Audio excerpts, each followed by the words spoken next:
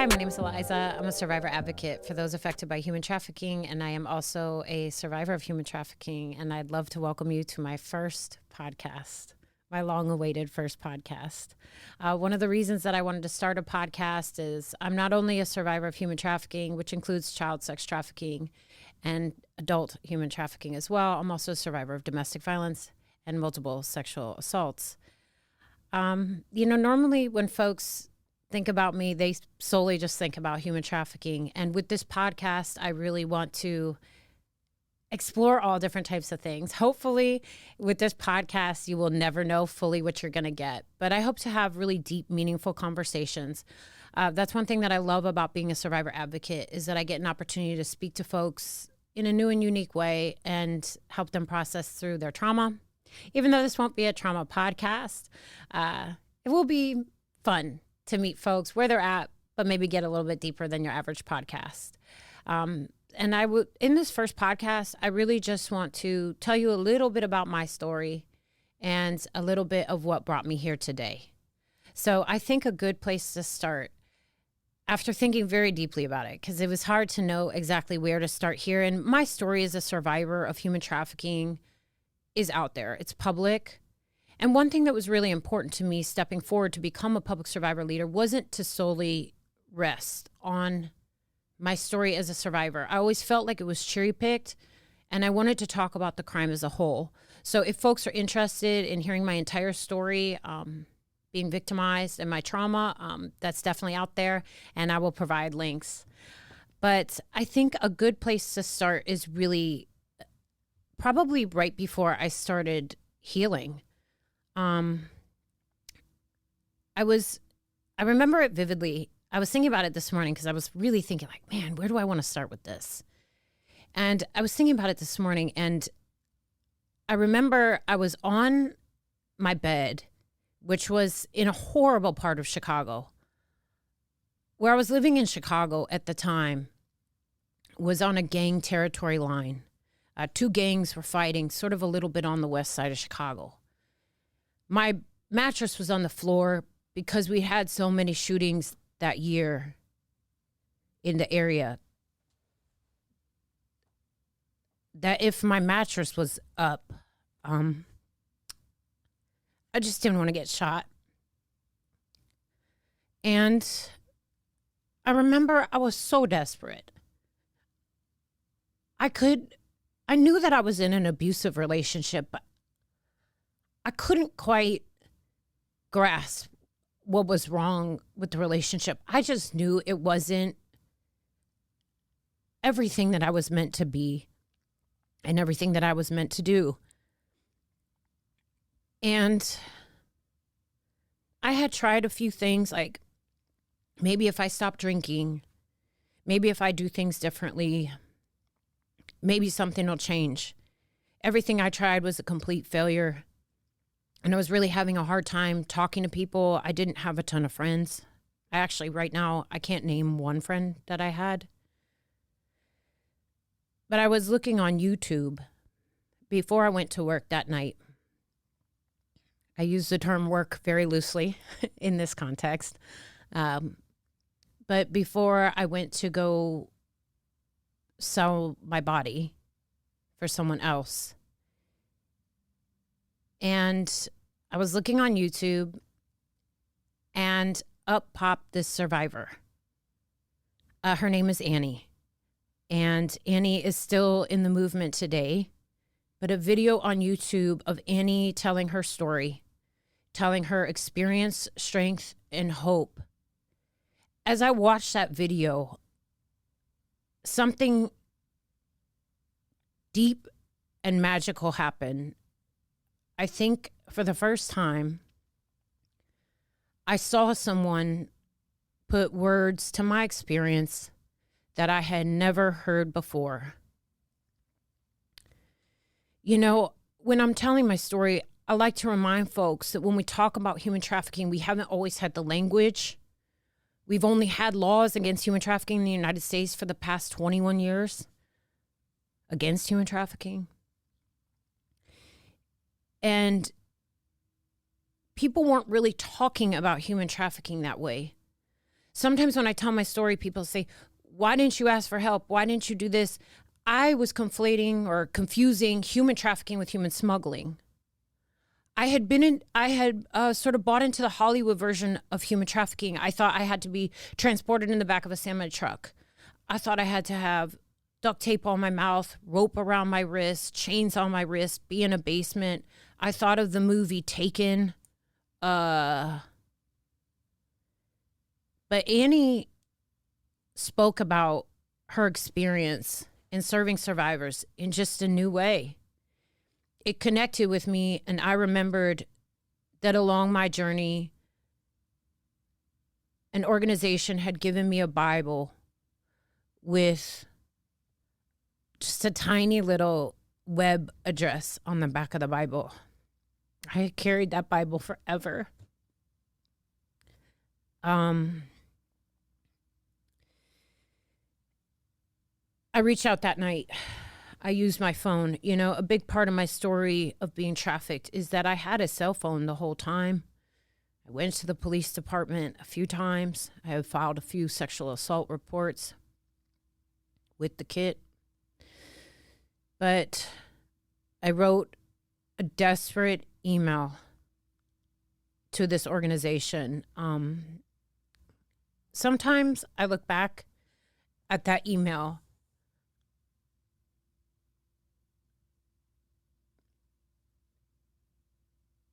to remind me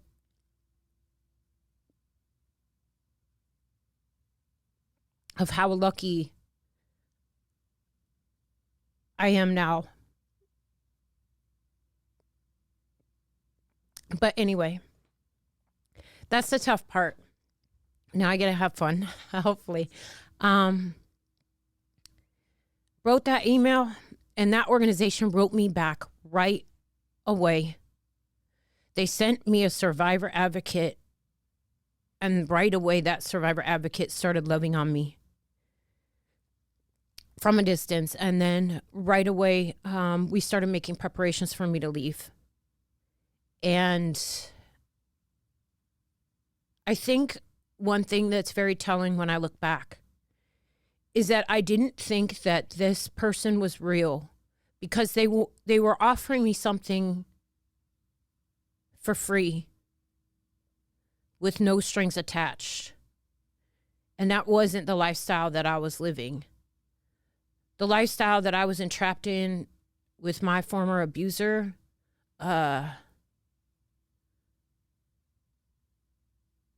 was so stuck. There was nothing for free. Nothing was given to me for free. I'd have to work very hard for everything. And everything came with strings attached. And this was a relationship for the first time in a long time that I was able to have where strings weren't attached. And I went to a safe house 3 states away. My first advocate came and got my stuff, moved me out of this dangerous part of the west side of Chicago in the middle of the night by herself, which is pretty awesome. And I went away. And that was the beginning of my healing journey. And it's good for me to remember those times, because right now my life is so different. I like to be a tourist there and remember my past, but I don't live there. And that's one thing I hope with this podcast. You know, maybe we could touch on some of those really dark, intense times. You know, those times where we stare evil as sadness in the face. But how resilience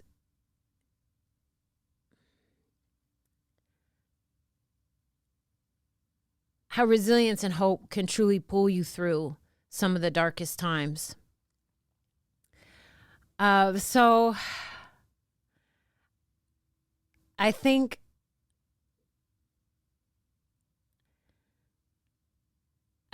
one thing that's pretty amazing was after that, I'm sort of skipping ahead in my own story a little bit, but after that, when I went to that survivor safe house, it wasn't really a good fit. I lasted for 3 months. And even though, and it was a 2-year program, but even though I didn't fully finish the program, what happened there is something awesome. That house started planting seeds of hope and seeds of self-worth. Those were things I did not have any self-worth. I had no hope. I really wanted to be dead. And in many ways, when I look back to that time, I was the walking dead. I was walking, I was living, I was breathing, but I was dead. There was no life in my eyes. There was no life in my heart. In my mind, there was no reason to stay alive another day. And if I thought I could have died by suicide, I would have. I just never did it. And sometimes people push hard on me. Why didn't you die by suicide? I think secretly, because I do believe in God, I think secretly I'm terrified of going to hell. And I think that if somebody pushed me really, really hard, I think that was the actual reason. I also think anytime I ever got truly close, there was that still small voice in my gut that was like, there's more. There's more. So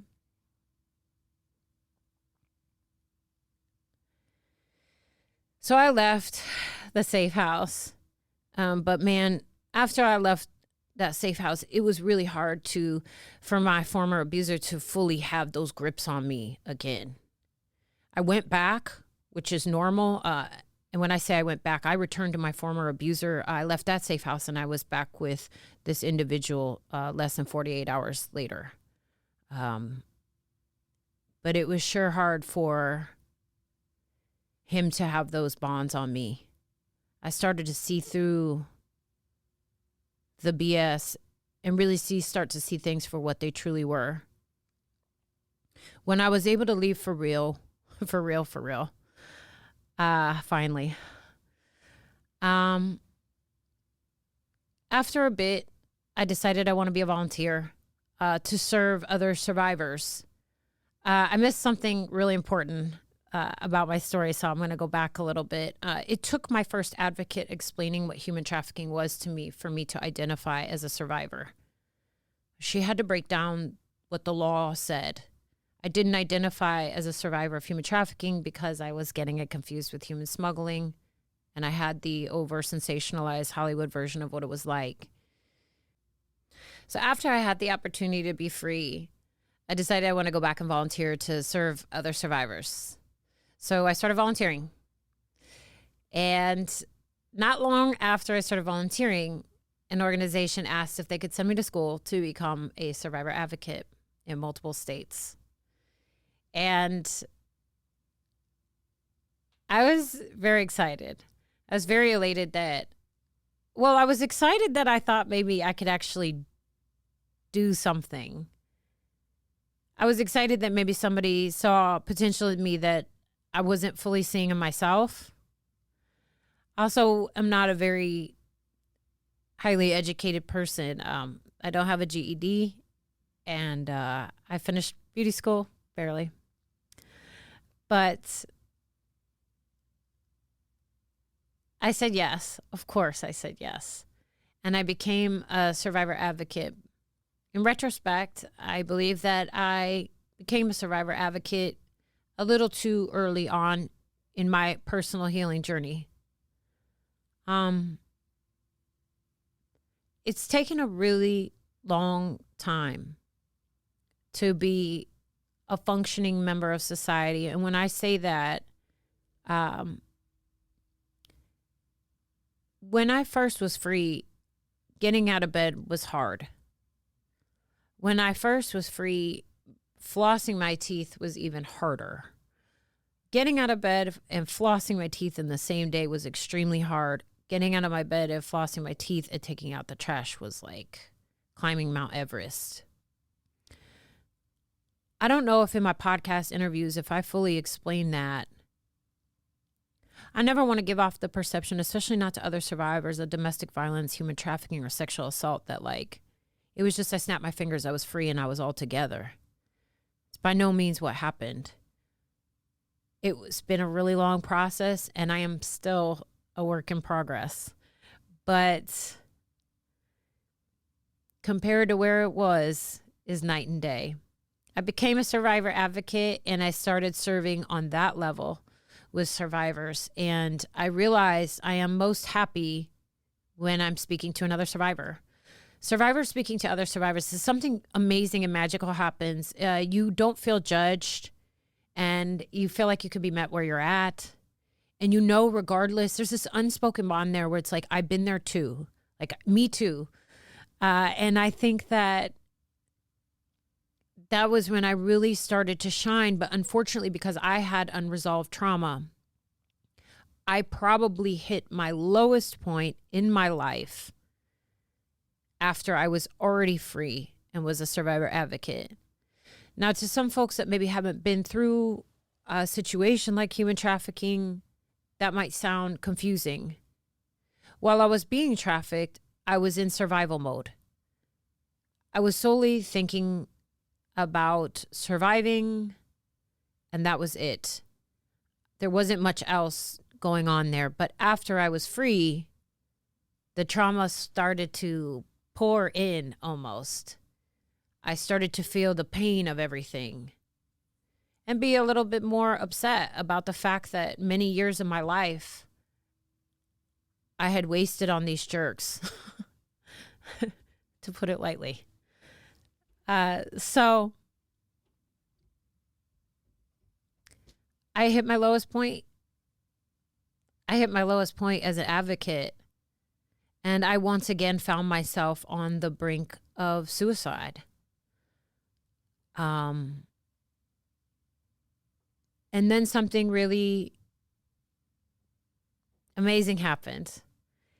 And I was looking one day, I was trying to figure out how to access the dark web. Some laws had passed, and I thought that potentially I would have to know how to access the dark web to better do my job as a survivor advocate. I still have no idea how to access the dark web, by the way, just for the record. It's not like a thing that I ever learned, and I have no idea how to do it. But yeah, I started like, okay, how do I get to the dark web? And by trying to Google how to get on the dark web, I came across something called the intellectual dark web. And it was the interview with Jordan B. Peterson and Kathy Newman. I love telling this story because anyone that's familiar with this Kathy Newman interview with Dr. Jordan Peterson, it wasn't that big of a deal. But for me, it was. Unfortunately, in the process of becoming a advocate and just being entrenched in the survivor space, which I think is very healthy for survivors, and every survivor's journey is different. This is just my journey. So I'm not trying to push my own agenda, like, do you? But I was stuck in a pattern of victim mentality. I was stuck in a pattern of thinking that because bad things had happened to me, that the rest of my life was going to be trash. I was stuck in thinking that everybody had owed me something because of my past. I was just stuck, and I couldn't move past what had happened. It's almost like I was living in the past, but I was here in a safe environment with people that love me, but I was just stuck in this complete and utter victim mentality. Everybody owed me something. I thought that the government owed me something because of what I had been through. I thought everybody owed me something. I thought that, hey, look, these horrible things happened to me. I should basically just get to chill and eat Doritos and just not work and just be. I don't know what I thought. I also didn't want to do too much. I was tired all the time. I was a hot mess. Let's put it that way. I saw that interview with Dr. Jordan Peterson, And I don't know what it was about that interview, but I was thinking back about it this morning, just like, man, what was it about that interview? Sometimes I go back and watch it and I'm like, what moment was it that kind of woke me up? But it was literally like a veil had been lifted off my eyes and I could see for the first time. I think it might have been the first time in a while I had heard someone say something that was true. Maybe it was his cadence. Maybe it was a passion. Maybe it was just, I cannot tell you what it was. But I went from that interview and I started watching more Dr. Jordan B. Peterson. And then from there, I started to listen to more podcasts because my journey didn't end there with Peterson. But I realized as a survivor that when I turned on podcast, my mind would chill and I could learn and I could listen to these in-depth conversations. And for some reason, it had this amazing healing effect on me. I felt like I was learning so much. And what helped the most probably was learning about history. I thought up until this point, I had the worst life ever. And the worst things ever had happened to me. And I'm not trying to diminish my own trauma. It wasn't good. I wouldn't wish it on anybody. But when I started to learn about history, I was like, dang, actually, in the scheme of things, you're not doing too bad.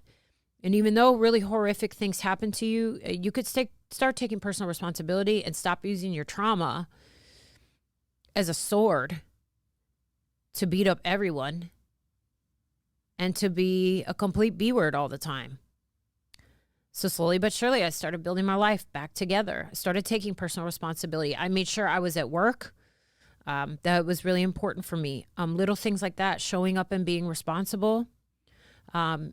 Little things, not lying, paying my bills on time, surrounding myself with healthy people that cared about me, that want to see the best for me. And slowly but surely, little by little, every day, I started to get more self-confidence and to start build myself back. And I think for the first time, I really started feeling good. Wasn't having suicidal ideation. Wasn't exhibiting as much trauma symptoms. And I just want to say for the record, I am definitely not a doctor. And if this is something that you're going through, please reach out to a professional. I'm just speaking from my heart of what worked for me and how I ended up here in this seat today. It took a really long time. I cannot stress that enough. I mean, I still had horrible relationships with men. Not abusive relationships, but they just weren't quality men. I still had friends that were, maybe a little more wild than I should have been around, and it took me a long time, I didn't even really start buying my own groceries until this year, and I turned 41 in May. So I don't want folks to think it's been an easy journey. That's why I just can't stress that enough. I don't want folks to think simple things like waking up to an alarm was not easy for me.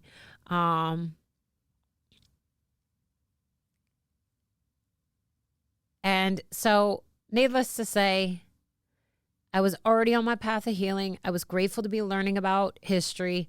I was grateful to be listening to podcasts. The podcast would chill my mind out. And I really was attracted to more podcasts that, all types of podcasts, comedy. Some are dark, some are about history, some are about politics, but I wasn't particular about what type of politics. Some were about meditation, some were about religion, all types of religion. I just really wanted to learn, and I love listening. And then we get to the pandemic. I was a private survivor advocate, and I was a private survivor until the pandemic. A big part of my story is that I never wanted to step forward.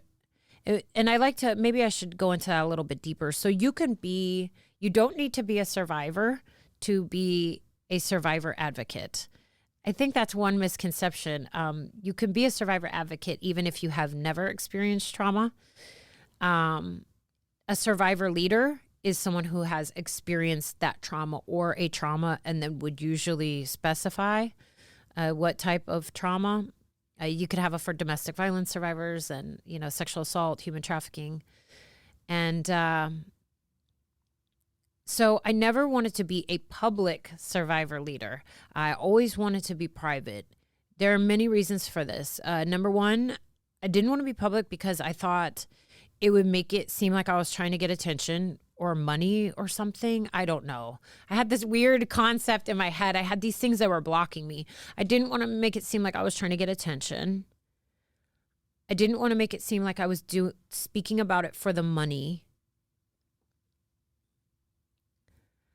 I didn't want to embarrass myself because it's very, very embarrassing talking about these things. I freaking hate it. It's very embarrassing talking about these things, especially repeatedly in public in the worst moments of your life. I didn't want to live like that. Another thing was holding me back too is that I have been single. So I didn't want any potential dates to know that this was my past until I was ready to tell them that it's my past. I always figured that if men knew my past, that they would be like, oh, that's damaged goods. I can't go there. So those things were really holding me back. I also have struggled because I feel like my human trafficking case isn't on the severe end, which it is pretty bad. And it's data statistically pretty accurate with what we see in the United States. I always felt like my story wasn't enough, or like I wasn't enough. I always felt like I wasn't intelligent enough either, which is a reoccurring theme in my life. I thought I wasn't enough, and I just didn't want to do it. I didn't want to relive my trauma like that all the time. So when the global pandemic of COVID-19 hit, I was getting ready to leave for 2 human rights conferences back to back at the Nobel Peace Center in Oslo, Norway. We were just hearing the mutterings of what was going to happen with the pandemic or what was going on. And I decided to go to Norway anyway. And I went to Oslo, stomped around for a while with some human rights friends. We went to this awesome human rights conferences. And by the time I got back, it was starting to get pretty serious. It was at the time when we were seeing the ice skating rinks that they were preparing for the bodies in other countries, and some of the propaganda that was coming out of China that made it seem like we were about to step into almost an Ebola type of situation. It didn't look like Ebola, but it was really scary time. And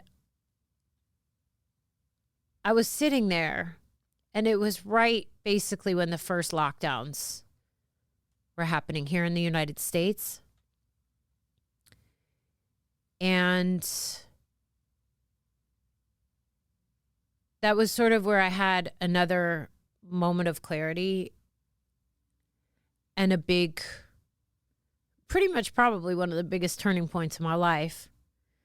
Second, well, one amongst many, I guess. I don't know. I don't want to pigeonhole it down to one or two because I've had many. But, I just remember sitting there and I was like, holy crap, we're going through something really intense and I'm going to need to step up and help because I don't have kids and I don't have that much to lose. So you're going to have to put your all into helping out with the pandemic. I sat there and I was like, okay, well, what do you have to give? Like, what can you do? And I was like, okay, this situation is going to affect our world's most vulnerable. I consider human trafficking victims or those potentially at risk of human trafficking as our world's most vulnerable, or at least one of them. You know, human trafficking is force, fraud, or coercion for the sale of labor or sex. And that includes many things. It includes, the black market sale of human organs. Well, the UN definition, not in the United States. The black market sale of human organs is a different crime. It includes illegal adoption, child marriage in some instances, not all, but definitely forced labor and definitely sex that's sold through force, fraud, or coercion, and anyone engaging in commercial sex that's under 18 by all counts is a survivor of human trafficking. But when I zoomed out and looked at what the potential effects of the lockdowns and the global pandemic was going to be, I thought about those who are at risk for being trafficked. Folks who are already struggling financially going into the lockdowns.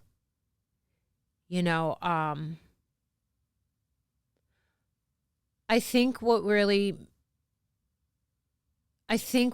pushed it over for me is I was really thinking to myself, if I was a server at a restaurant, and if I had a child or children at home, and if I was living tip to tip, night to night, just taking home those tips, and if I was counting on those tips, and if I couldn't go be a server and work and had no potential to get any other job right away because everything's locking down, what would I do?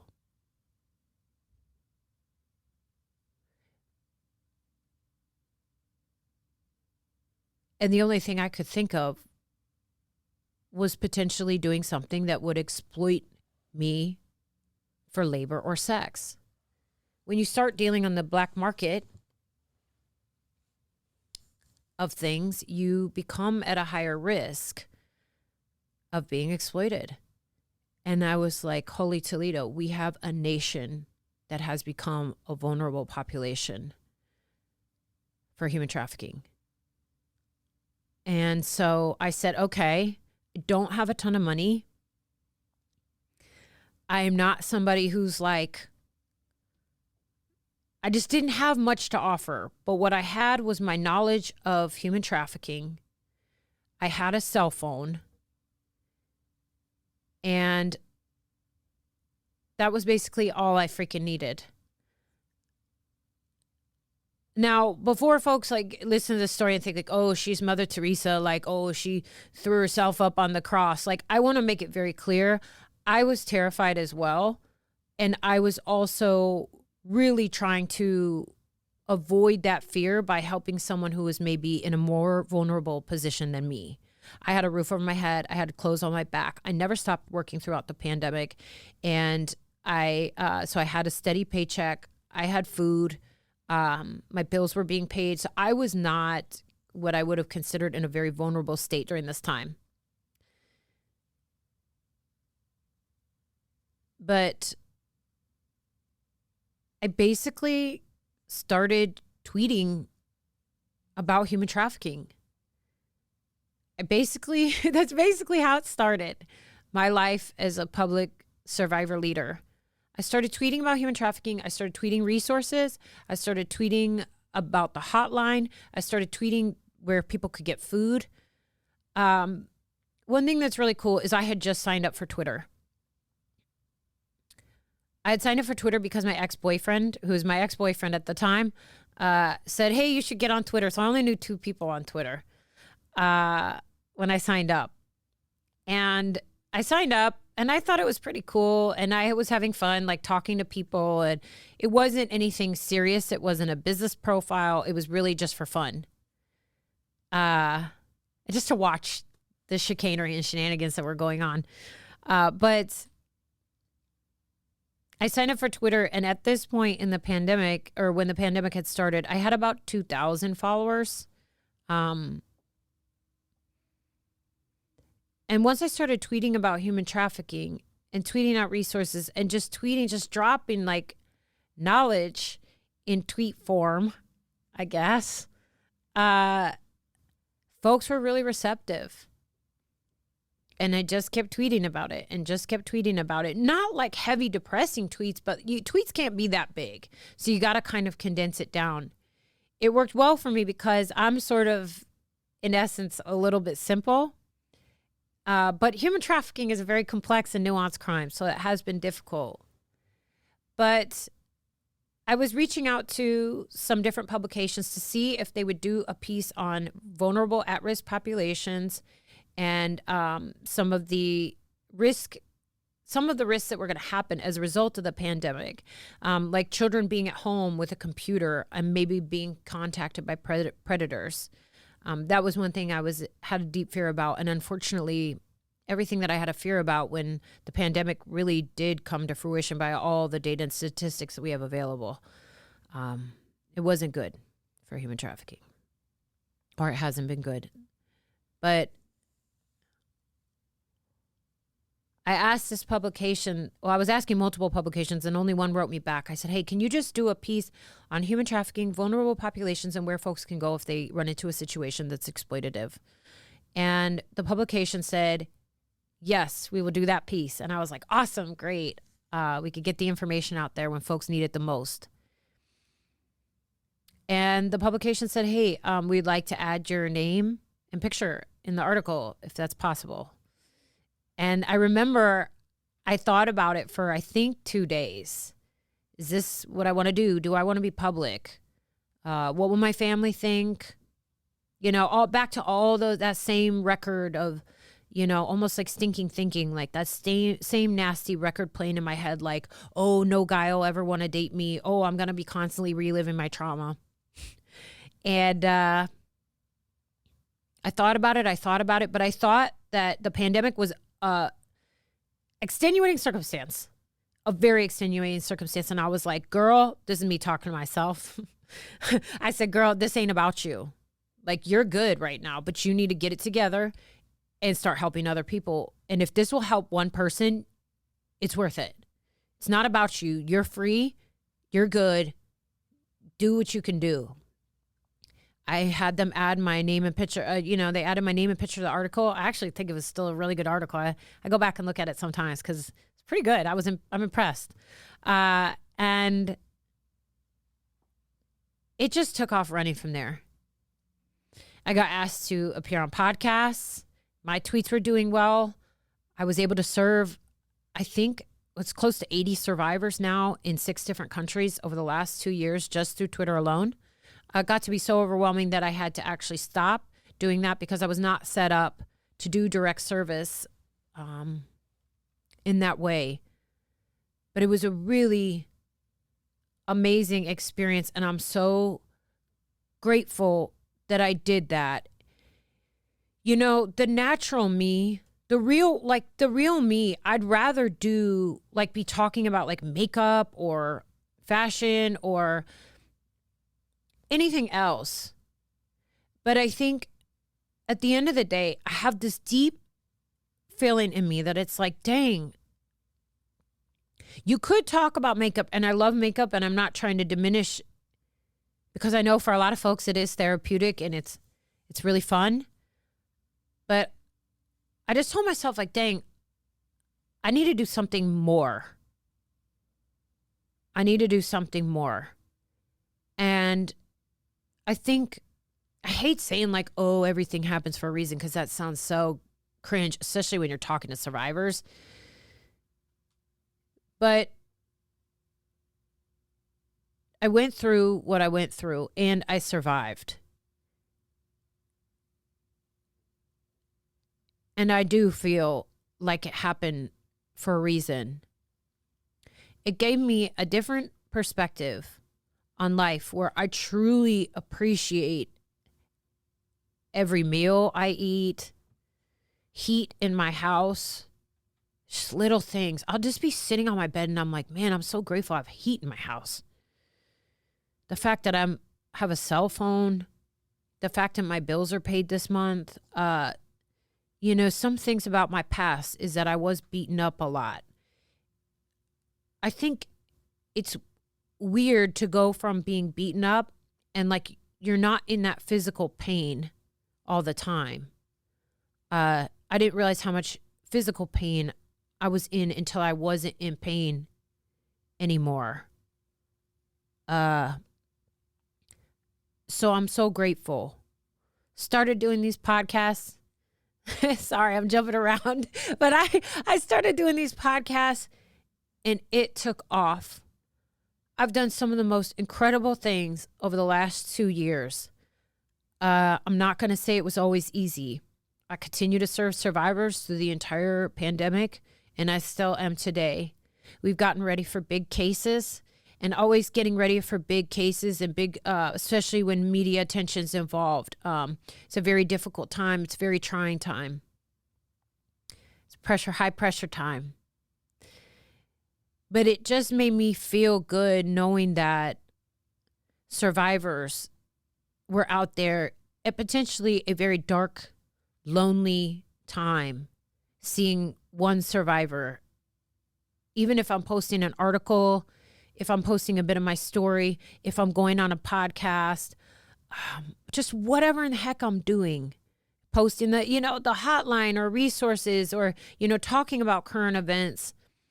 Even if I'm talking about my cats or something else, I always would go back and think about me seeing Annie on YouTube. And if just one survivor could see, because I wasn't able to tell Annie what an impact she had on my life until years and years later. I hope that there are survivors that are in the process of stepping forward right now, or in at least even trying. Maybe just making those little small changes every day. Developing a safety plan and maybe leave your abuser. I hope, in 7 years, 8 years, I have a survivor that comes up and says like, yeah, I saw you on Twitter, what you said resonated with me. And I started to break those trauma bonds. I started to break that Stockholm syndrome. I started to make a safety plan. I started to put away a couple bucks so I could get away and escape. I think that's the goal.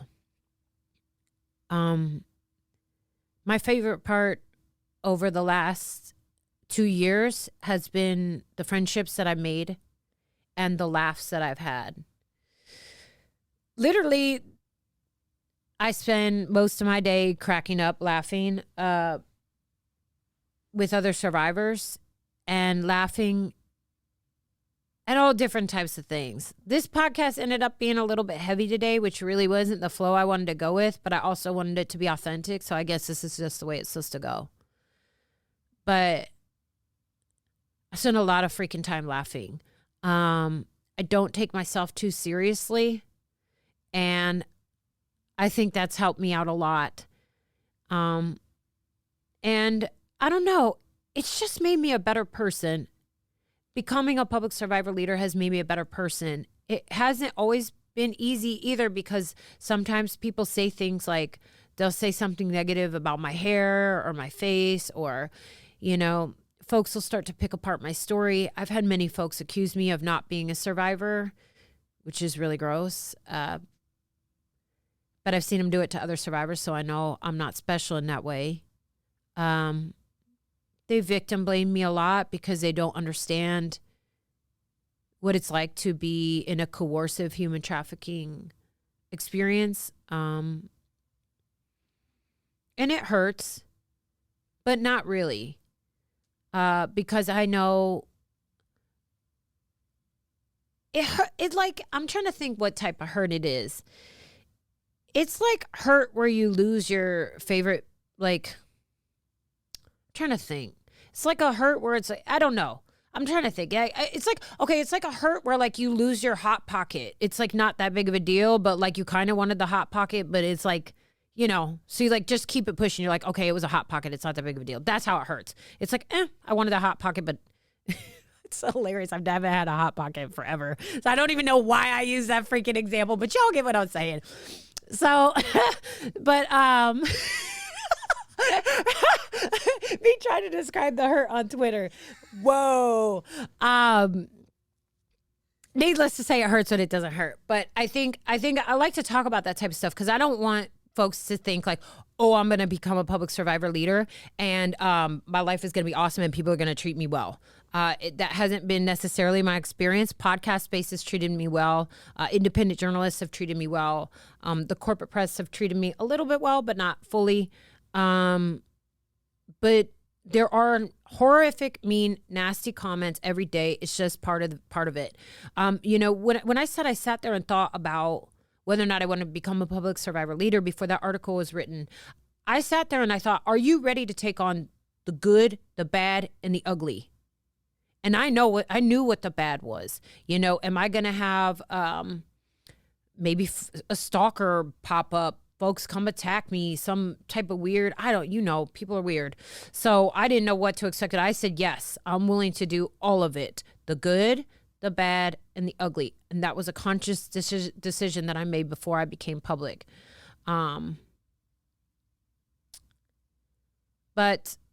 it's mainly the relationships. It's the relationships that I've made that have made it really worth it and really very incredible. And just getting the opportunity to talk to survivors that maybe haven't decided whether or not they want to leave their abuser yet. Getting ready to talk to survivors that are further along in their healing than I am, that can offer just their experience. It's just been awesome. And I think one other thing has been really incredible too. When I stepped forward, even just to become a public survivor leader, I never thought I was articulate enough to speak. I wasn't talking a lot. I could talk about things that were funny, but I just did not think I was intelligent. And still to this day, I have struggle. Like, dang, okay, you're good enough to do this. But once I started speaking, I think one thing that was helpful for me was that more and more people wanted me to speak. And I was like, dang, they think I have something worth hearing. They think I have something worth listening to. They think I have something to say. That was really powerful for me. I just never thought I had anything that anybody wanted to hear about. And that is as a result of being told that I wasn't worth anything by my former abuser. I mean, when that's beaten in enough to you, you start to believe those lies. So hopefully, this was a really Debbie Downer first podcast. I promise you, after this, it'll be a lot of laughs. It'll be a lot of fun because I can't live my life being as down as maybe this first podcast was. But I think as we move ahead with this podcast, now that you've heard this intense side of me, I think hopefully it will inspire you to be like, dang, that woman had lemons. She made lemonade. What can I do? You don't even need to be a survivor of human trafficking, domestic violence, sexual assault. Everybody goes through something. Every single person I have met has gone through something. Grief, PTSD, they're a veteran, even the loss of a pet, which can be pretty traumatic for any pet lovers out there.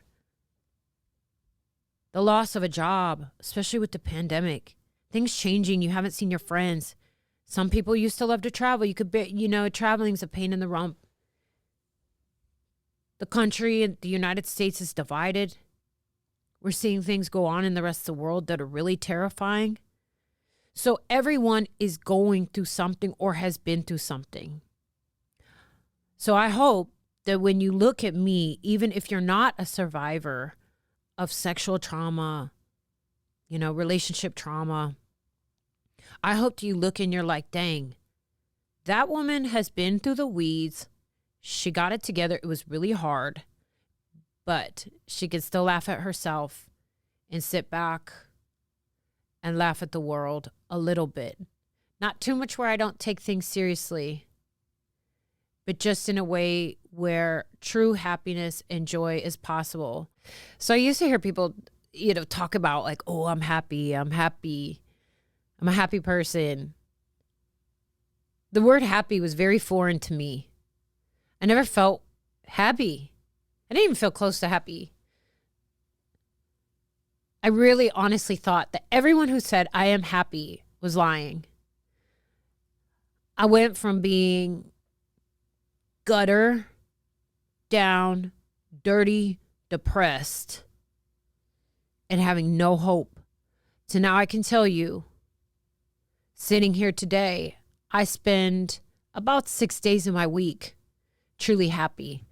I get off work, I look around, I'm like, man, I'm happy. I don't have a lot. I live a pretty minimalist lifestyle. I go to my job. I tweet about human trafficking. I connect with survivors. I speak on podcasts, but like, those aren't the things that make me happy. I just feel a peace and happiness in my soul that I can't even explain. I'm not even in love. I'm not even like in a relationship. So this isn't like any residual, infatuation, love coming off of me. I can just honestly say that I am so grateful to be alive.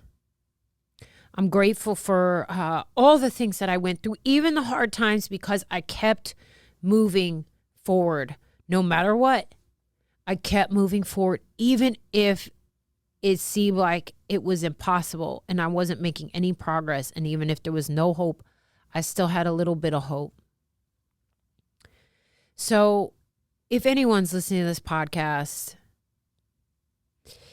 if any part of this podcast has it all resonated with you, please reach out for help. One of the things that kept me in that abusive relationship for so long was I didn't want to ask for help. I had a lot of shame. I had overwhelming shame. And I had no hope that things could get better. But deep down in my gut, I always felt, just keep trying. Try. I don't know what it was. It almost like wasn't a word. It was just like a little feeling in my stomach. And I tell myself, like, one more day. Just live one more day. Make it through one more day. Don't die today, because just don't die today. If you're feeling that feeling in your gut, if you're in an abusive relationship, if you're a survivor of incest, molestation, and haven't had an opportunity to process with somebody who's trained, this might be the signal, the sign that you've been waiting for. If you're in a domestic violence situation, or even a situation that you think might be a domestic violence situation, but you're not quite sure. In my domestic violence relationship that wasn't human trafficking, it was solely domestic violence relationship. I was talking about this the other day. I never thought I was in a domestic violence relationship because I had never been punched in the face by this individual. For some reason, that was the line for me. If he punched me in the face, then I knew. Then it's like in my head, I would know, okay, this is a domestic violence situation. I think a lot of survivors have those lines in their head. No violence is okay, and consent is crucial. When you're talking about sex, you need to have consensual sex, and anything less, I would reach out to a professional, even if you're just finding out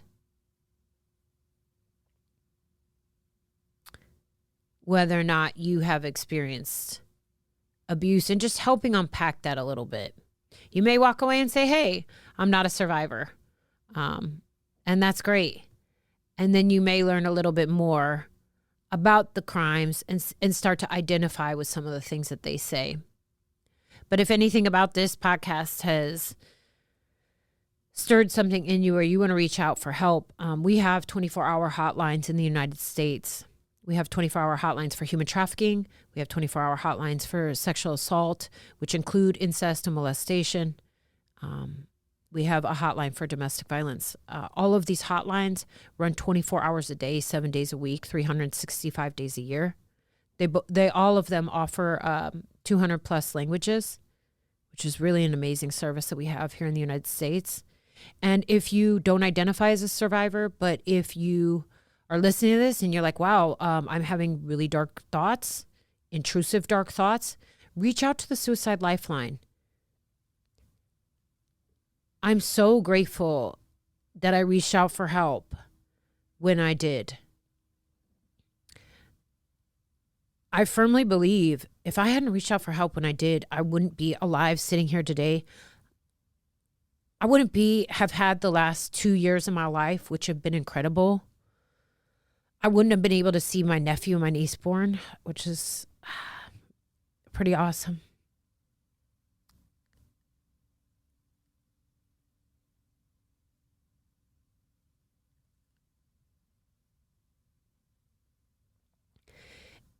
And if I hadn't stayed alive,